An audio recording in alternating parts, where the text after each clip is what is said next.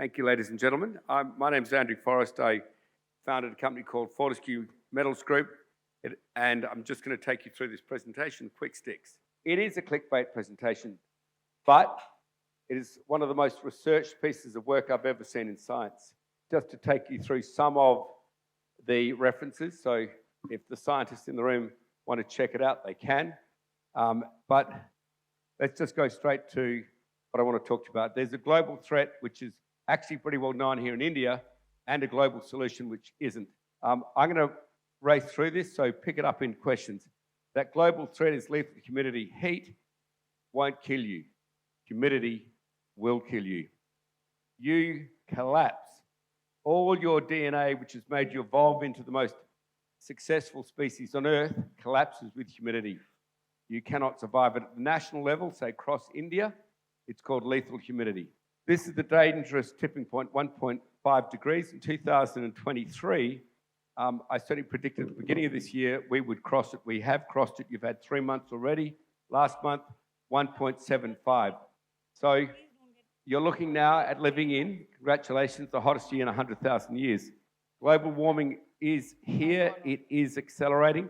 And that causes what I just spoke about to accelerate much faster. Humidity, where your evolutionary advantage stops. It's causing humidity to rise. Every 1 degree, humidity rises by 7. So at 1.5, you're in it now. We're up 10%. That's lethal in many parts of the world. And there's no shortage of this. It comes from oceans. And it's that humidity. If you've ever wondered why the weather events are getting so bad so quickly, it's humidity. It's the fuel in the atmospheric system. It causes events like this. 4,000 people confirmed dead, 9,000 confirmed unaccounted for, doomed, swept out to sea. Do not think it can't happen here. It can.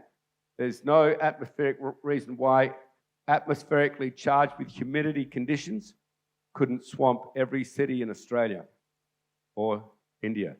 It kills personally too. So I'm really trying to get the message across. You've been hearing all about heat, ladies and gentlemen. Get humidity into your mind. It's what will kill.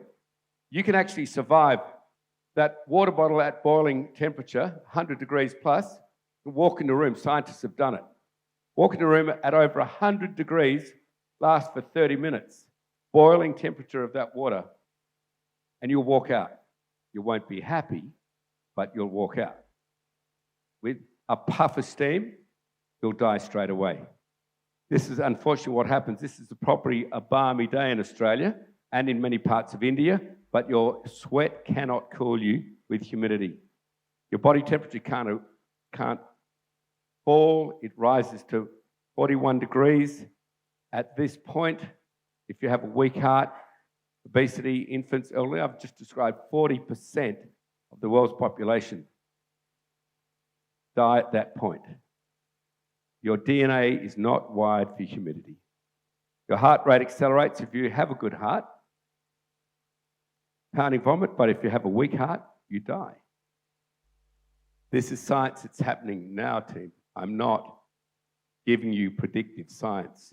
This is observing science. I'm not arguing with any muppet politician about whether anthropogenic climate change exists. This is happening now. This is a lethal humidity event. What happened to this little girl is that her endotoxins could happen to any of us at high humidity with warm temperatures, release bacteria into the bloodstream, it poisons the blood. What happens also is that your blood thickens, you hemorrhage internally, you literally hemorrhage inside your veins. The complex protein structures your entire body relies on starts to unravel. They don't come back. It's a chemical reaction. Literally, you cook like an egg. You have hallucinations, seizures, coma. Your organs fail. This is another lethal humidity event. And if you make it to hospital, unlike COVID, I went to hospital for COVID, it's not pretty. They jam a hose in your body. They pull out as much blood as they possibly can as quickly as possible. They refrigerate it and put it back in your body. But still, you have a 3 or 4 out of 10 only chance of survival. There's not a hospital around the corner that can do that for you. You're going to die. So I just want to point this to you. This is a current event. This is what got the attention of New Delhi. I was in the White House the other day, it got their attention completely. I was in Beijing the other day, it gets their attention. This is very serious. Lethal humidity is here, becoming more frequent than even heat waves. The USA deeply at risk. This is basically their food belt. So is China. It's hitting the food belt. Why the food belt? Well, that's the subtropics. India's at risk. We have warm monsoons here every year. We have high irrigation. And like the northern part of Australia, where we also have lethal humidity conditions, we're surrounded by the fastest warming ocean on Earth, the Indian Ocean. You've had lethal humidity event, deadly heat waves already on the southeast coast, and that was only at 70% humidity. Of course, humidity gets up to 100%, as you know, here in India. So at 1.5 degrees, unfortunately, lethal humidity becomes commonplace. Here, the entire food belt, the Ganges and the Indus River, is right in the crosshairs. You've already lost thousands and thousands of people of population scale lethal humidity. Economic activity will obviously collapse. And what I'm saying to the leaders here is that business is going to know this. It happens worldwide. If you want to fix this, you don't deny that you've got it. You get out in front of it. You accept it. You say, this world is what we're doing about it. Keep investment flowing strongly into India because it is one of the best places in the world to invest, particularly for solar. The cheapest energy in the world could come from India if we get it right. So globally, lethal humidity deaths are underreported and undercounted because it's new science, ladies and gentlemen, but that's going to change. So every cloud cover, every time in the evening you have cloud cover, I don't know if any of you have experienced it, but if you don't have your fancy air conditioners, your bedroom could well become your coffin under a heat dome. How heat domes work, if you have the gravitational spin of the world, huge amounts of humidity, water vapor generated from the tropics. The spin of the world pushes gravitationally the water vapor into the subtropics, where it generally dissipates at cooler temperatures. At warmer temperatures, and cloud heat domes develop and traps humidity over very large scale, hundreds of kilometres.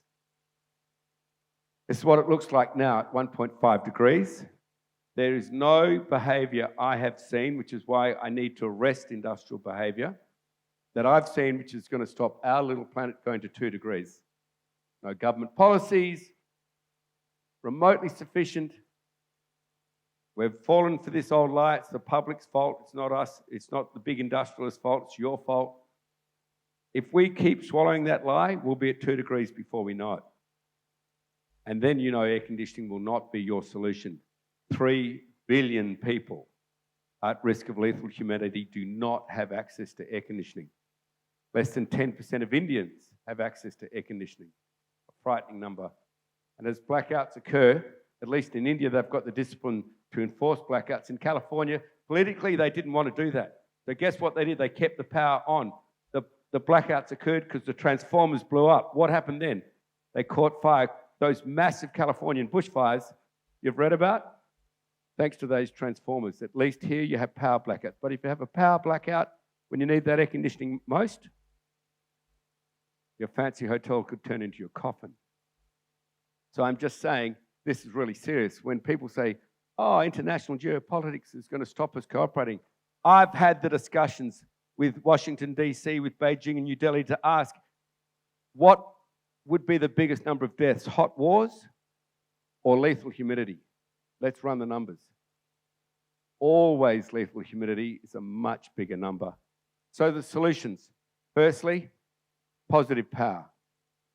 We're doing a social media campaign, which will start on this shortly, just to let the world know we have solutions. The world needs climate leaders who are trusted. India is trusted. And it is the solution. It's the most populous, educated, hardest working people. You are the population which can become the green manufacturing centre of the world. And in do so, really grow your economy. I'm calling for an agreement between India, North America, and China that anything which stands in the road of eliminating lethal humidity becomes illegal. It's much more important than pathetic geostrategic issues. driving manufacturing, economic growth, innovation, employment. So if we were to do this, if we could hit 500 gigawatts per year by 2030, India would be the green manufacturing centre of the world. And for anyone who has a child going to university or considering what career they want, tell them the biggest one in the world. It'll be green energy, green manufacturing.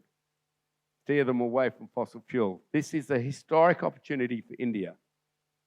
I'm saying let's take it. Now, if I can take you through quickly, if the clicker works, we can replace all coal, all gas with green hydrogen as firming power. India is a leader in this.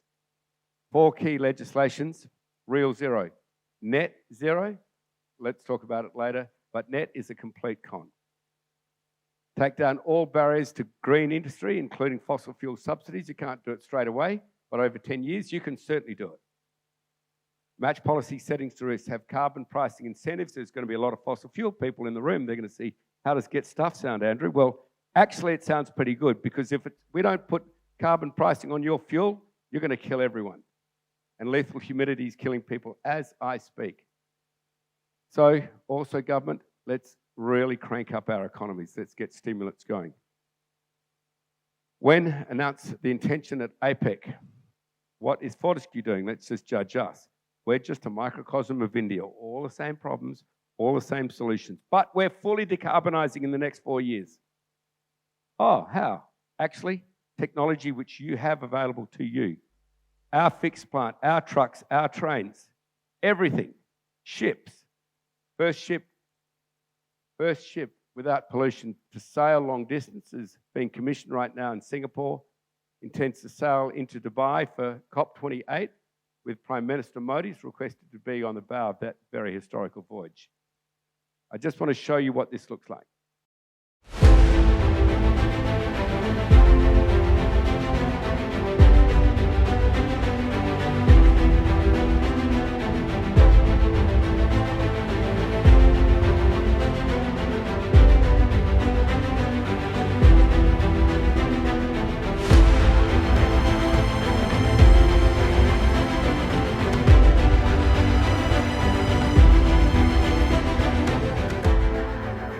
The largest ports in the world, some of the largest plants in the world. This is the boring old mining industry, remember, team? If we can decarbonise, if the mining industry can decarbonise, there's no industry in the world which has an excuse that they can't too.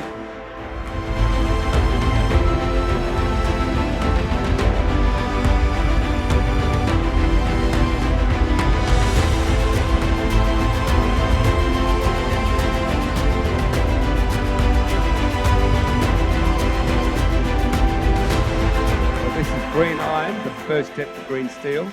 Now we go to Iron Bridge, which is very high quality. These are massive plants, as you know, they're operating. And Iron Bridge, $4+ billion project we've just completed, will produce very high grade iron in order to make green steel.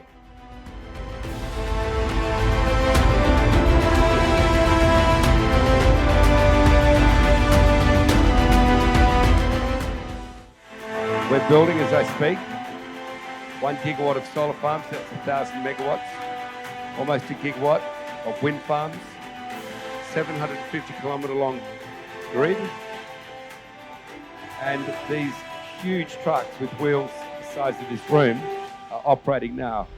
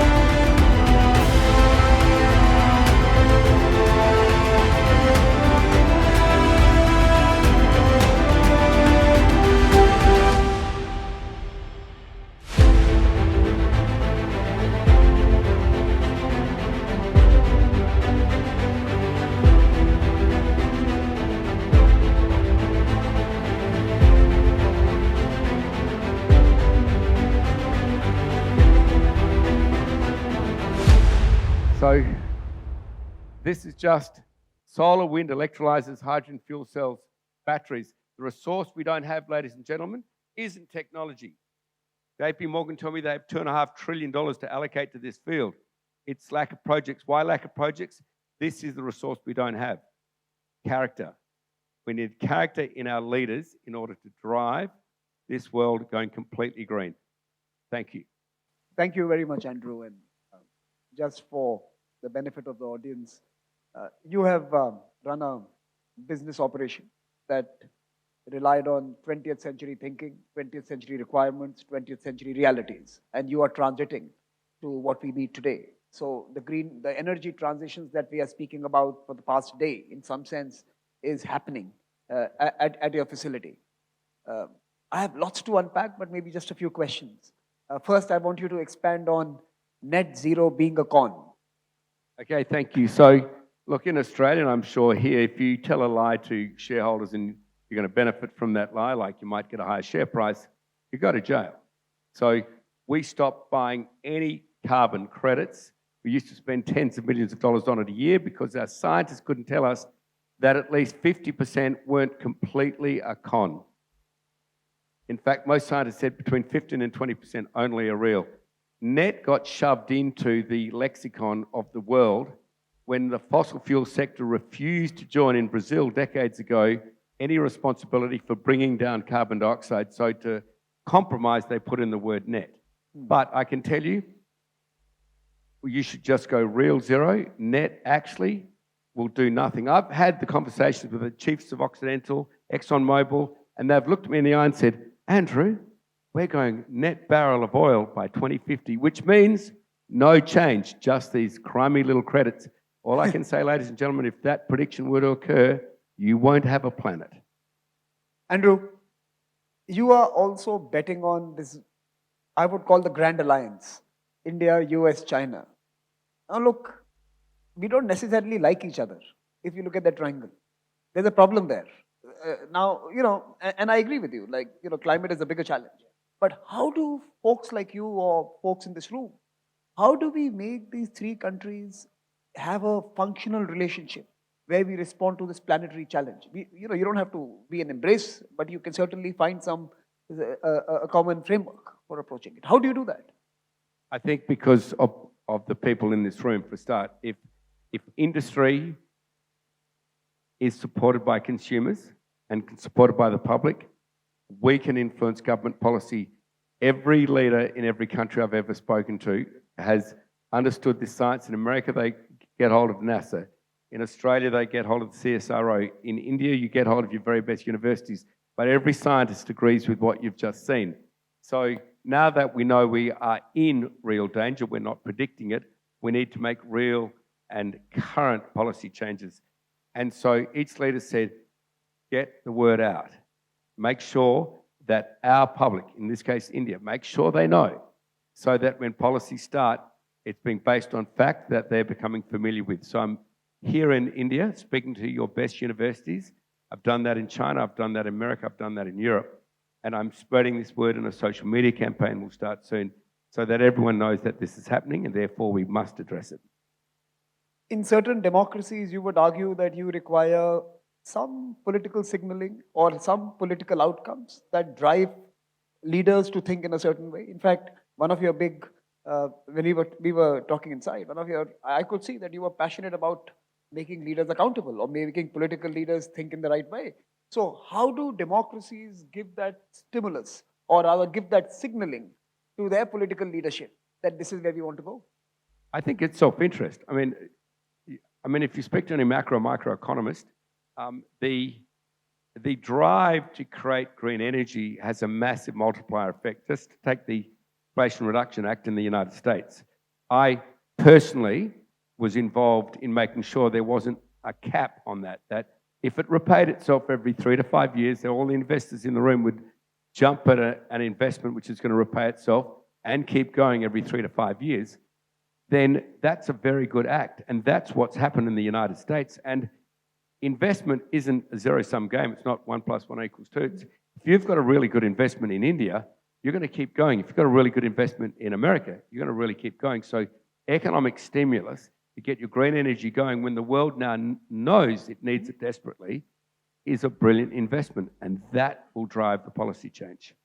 You also mentioned fossil fuel companies in your previous remarks and also in your presentation. There is a discussion today that perhaps we have ignored the utility, some say the benefits of carbon capture. It's been cast aside in the larger aperture of next steps. Is that something viable? Is that something that needs to be brought back into the debate? How do you assess the benefits of carbon capture and sequestration or storage? Look, direct air capture to create carbon dioxide out of the air and maybe mix it with green hydrogen so you've got synthetic methane or LNG, it's a really good idea. Sequestering carbon in soil is a really good idea.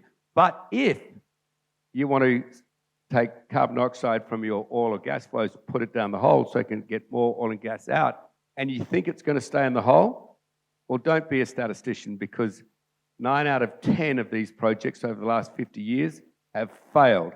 It's literally an old idea waiting for a new idiot to come along and believe it. And so, bottom line, carbon sequestration for oil and gas is just to keep the oil and gas sector going. It won't keep you going, but it'll keep them going. And final question, I'm going to turn to the audience now. So there are mics and you can raise your hands, try and get my attention. Please, both my long and short vision are bad, but so you know, wave your hand if you want to get my attention. But let me ask you the final question. Andrew, you mentioned the IRA, and I can't resist but ask you, the Inflation Reduction Act, the IRA. We are seeing a lot of countries take perhaps the right measures, or at least in the right direction, but many of them are circumscribed by the politics of their times, very nationalist, very exclusive. It's more about American economy and stimulating American industrial policy rather than about a global agreement on something as important as a green energy transition.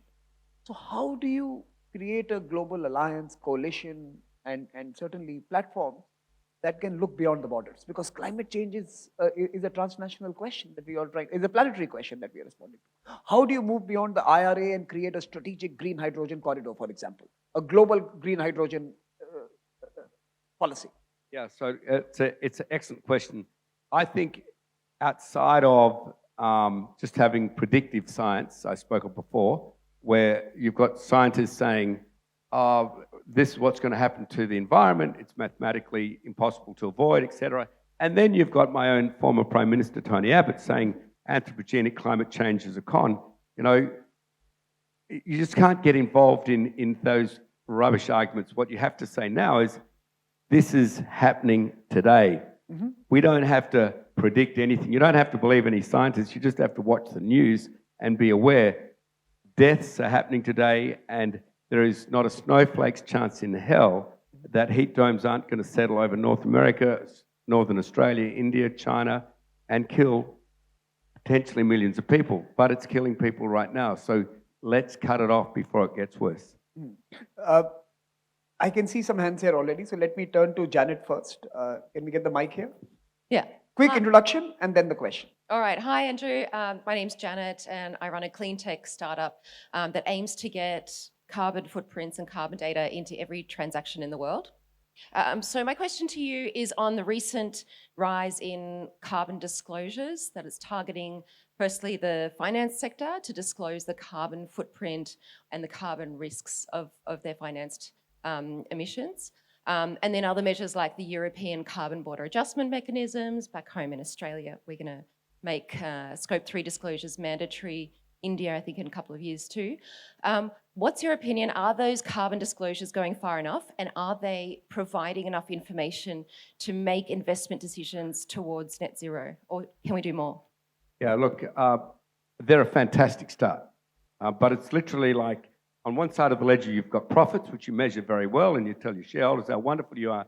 On the other side of your ledger, if you're going to be equally honest, you have to measure how much carbon you're also screwing their future with. So I think measuring carbon should be as important as measuring profits, and that is becoming law around the world, slowly, but it will accelerate. And the ability for companies, say like yours, to help companies, say like mine, measure carbon dioxide emissions is terribly important. So we can look investors here in the eye and say, yeah, we might have made $10 billion, but we've also emitted 2 million tonnes of carbon dioxide. You can decide whether or not you should invest in our company. I think that's a fair decision for you to make, but you should have the information. Andrew, from your own personal experience, and she mentioned the financial sector, from your own personal experience, as you come up with these green frontier ships, railway tracks, operations that are decarbonized, how is the investor community responding to you? So when you want to go and pick tranches of funds for setting up new facilities that are decarbonized, what is the kind of response you're getting from the financial sector? That's one part of the question. And second, assuming you were to do it in a non-OECD country, in an emerging country, in a developing country, is the appetite the same? If we want to release the trillions of dollars which exist, which are now looking for green projects, because these bankers aren't silly. Like, they can see the writing on the wall. The world is going to go green. Humanity, like I tease North Americans, humanity does the right thing after it's exhausted every other option. And so we know it's going to go green. We know it's going to be the biggest industry in the world. It's just getting it there quickly. So I'm saying to financiers, yeah, you might get a better yield through financing an oil and gas company, but soon your carbon emissions are going to be counted, and they'll go onto your shareholder perception balance sheet. So be very frigging careful. You know, it's not just going to be about dollars and cents. It's your contribution to destroying the planet for those investors' children. And that will come down to measurement. And I can assure you and everyone in this audience, there's no shortage of capital in the world for green projects. There's no shortage of technology. We've just proven that. The shortage we have is character of business leaders to say, here's the deadline. We're going to go green by this date. So leadership. Okay, so I'm going to bring the audience in. We have a question there at the back. My question is to Mr. Forrest. Not too long ago, chlorofluorocarbons or CFCs were a major problem and front page news all over the world. And now it's basically non-existent, or a problem is seen as non-existent, and where the world governments and private sector came together to stop the usage of chlorofluorocarbons.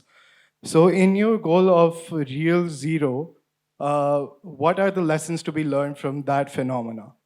That's a great question. So what happened there is that there was only a few big companies like Dow Chemical, and they made statements like, we're going to be producing these fluorons forever and ever, and they made them publicly.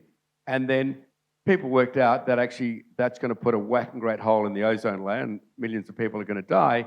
And so ozone was told, sorry, that's more important than you, Dow. You either change or we shut down Dow. So it was easy for Dow to change.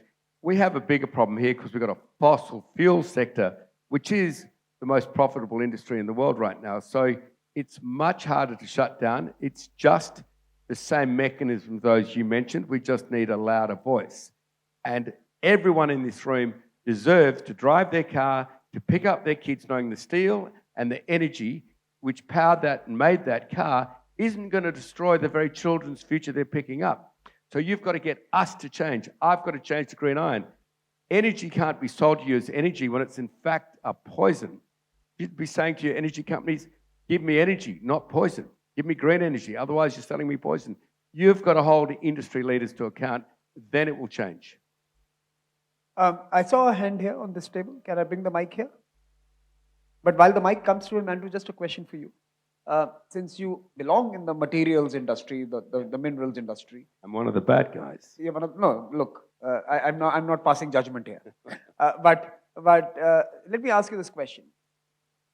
There are studies done by folks at my institution that tell you that we are really going through in fact, my colleague Lydia is in the audience who sent me a note which was very interesting, that we are really not going in an energy transition phase, we are going through a materials transition phase, that we are changing the nature of our inputs to produce a cleaner and a different future. Do you think your industry is geared up to ramp up by 400, 500, 600% of material productions that will be required for storages, batteries, solar panels, and other inputs that are required for our a green energy future in a sense. Are you guys ready? And do we have the logistics and the supply chains that can bring Latin American lithium to South Asia, where the real battle is being fought?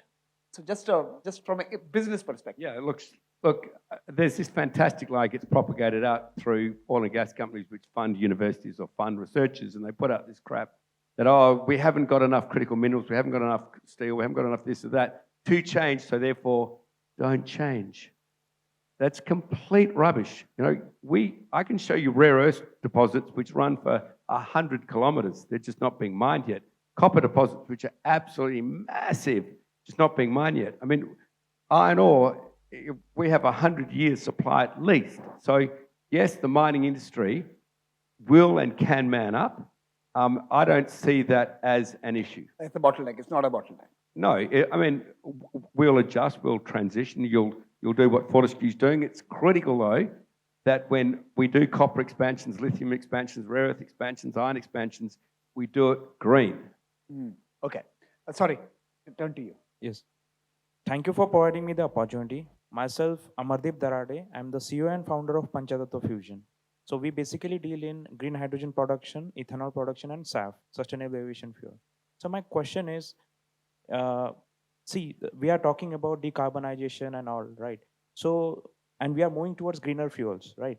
So which will lead to further earning of carbon credits, or we can give a broader terminology to this thing as green credits.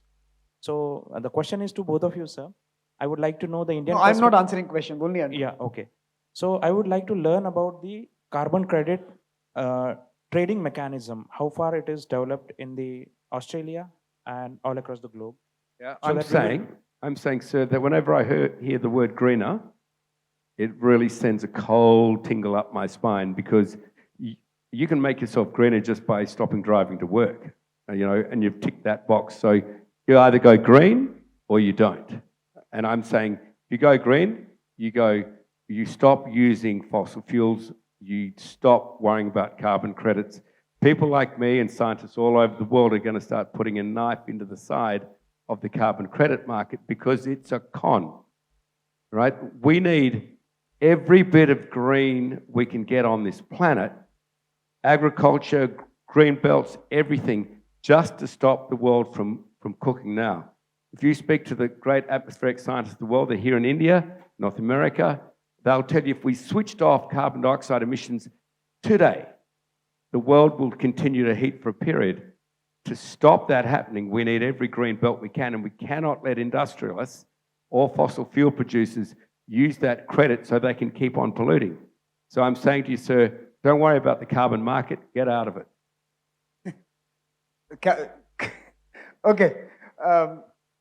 So carbon markets, I'm putting words in your mouth, but carbon markets are also part of the con.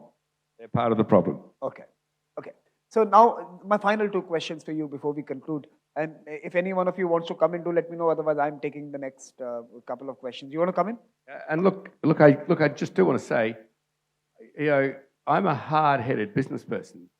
Fortescue's the highest return on shareholder funds for 25 years in my country. You know, I'm not some bleeding greenie here saying carbon credits should be worthless. As hard-headed business person, I'm saying carbon credits should be worthless. So, but that's something that I want to just dig a little deeper into on why you have taken this particular issue, but I'll come to that as we close. I'll keep this short. My name is Siddharth Malik. I'm in the business of green steel. In the context of the global alliances and partnerships that we're all hoping for and keeping our hatting on, isn't IRA, one would argue IRA is one of the biggest market distortion mechanisms that's been created in the global climate system under the garb of global alliances and pushing investments forward. One, would love to hear a perspective on that. And second, if the world was indeed aligned for a better future, wouldn't things like CBAM have not occurred and then fought back and actually have been consulted by the various economies that get impacted by things like CBAM and then been rolled out? This is the carbon border adjustment mechanism, the carbon tax that the EU proposes to enforce from next year. I'm sorry, yeah, carbon border adjustment mechanism. yeah, thank you. Well, firstly, the IRA. The IRA is, as you say, it's the biggest single economic engine which the United States has done in years, if not decades, and it's really working. It's outstripped their own optimistic predictions, but once again, if there's an IRA in India, then capital would pour straight in here as well. So investment dollars are completely multipliable. If you're getting a return, you're not going to just put a dollar in India and then stop. You're going to put a dollar in North America because you're getting a return there. And if Europe does an IRA, you'll put a dollar there too. It's actually exactly what the world needs to drive ourselves into a green future. Now, they had to buy their way in, right? So they had to also fund carbon sequestration. You know, so that's a little bit hypocritical, but it got the fossil fuel sector to stop whinging, and along came these huge subsidies for green hydrogen, which is what we should be doing all over the world if we want to save this planet. So, no, I think that's point fair. You believe there's a domino effect. You believe that perhaps this might trigger other geographies to implement similar policies at home to attract similar investments into their own countries, right? That's what you Yeah, believe. so a member of this audience said to me, look, we're putting a proposal to our government with technology that will see a way clear to produce hydrogen at $1 a kilo. Mm-hmm. And I just turned to him and said, if you can show me that, we'll put billions of dollars into India. Mm-hmm. Great. So we'll count on you on that part. But let me ask you a personal question and expectation question as we close. Personal question. Why is the bad guy now a climate evangelist? What happened? What triggered this? Why did you change your worldview, your mind, your business models, and you know? Look, it can't just be your name. Yeah, it's a really good question. So first, the people you want to change aren't really, telephone companies or this or that. You want heavy industry, cement makers, transporters, industry, all of those. They're the people who've got to change. The big materials guys, the big heavy industry guys. That's where the pollution is coming from. That's where the cessation of our future is appearing. So get them to change, get me to change. That's one. But two, look, I'll answer your question honestly. We did start looking at green hydrogen back in 2013, but it wasn't until 2015 when I had an accident which nearly took my life away, and I came out of it in a wheelchair. And my kids persuaded me to go and do a PhD. You're stuck, Dad. You may as well do something useful. Uh-huh. And so I did a PhD in ecology, in marine ecology, and that's where I came across the frightening certainty, which we're now seeing, of global warming. I then didn't know the terrible impact of humidity, but now I do. I'm so grateful we've made the change. Okay, so thank you for sharing that. Now, final question to you as we close. We are heading into an important period. We are now going to be meeting as a community, global community again in UAE for the COP28. What are the outcomes that you seek at that particular? You're riding your ship there. What is the outcome that you seek from that particular convening? What are the 2 or 3 big announcements that should be coming out of that particular? Okay, look. If you were to write the communique. Okay, so unfortunately, I didn't write the constitution. The fossil fuel industry did, which is why if you've ever been disappointed why COPs don't tend to do much, you're going to have to rewrite that constitution. So, but if I wrote the constitution, then I would say those 4 points of positive power, which is to bring down fossil fuel subsidies over 10 years, bring up the price on carbon, bring up incentives for low to zero carbon, stimulate your green economy, and reward your industry for going green. And right now we don't do that in Australia. Yeah, I'm fighting against a $10 billion diesel fuel subsidy. We'll leave hundreds of millions of dollars on the table. We've actually just got to get government policy and businesses to man up. And I would say, to extend to that all manufacturing businesses either fully decarbonise by 2030 or are in the middle of a plan that they will be fully decarbonised by 2035. That we have the technology to achieve that right now. We will save, ladies and gentlemen, $1 billion a year by no longer burning 1 billion litres of diesel. So it is a good investment. Industry has no excuse. We should put those deadlines at COP28 because it is a good investment. So making boardrooms and political leaders accountable at COP28, that's an outcome that you seek. And of course, there's a business case to make it happen. Yes, I'd say support your political leaders.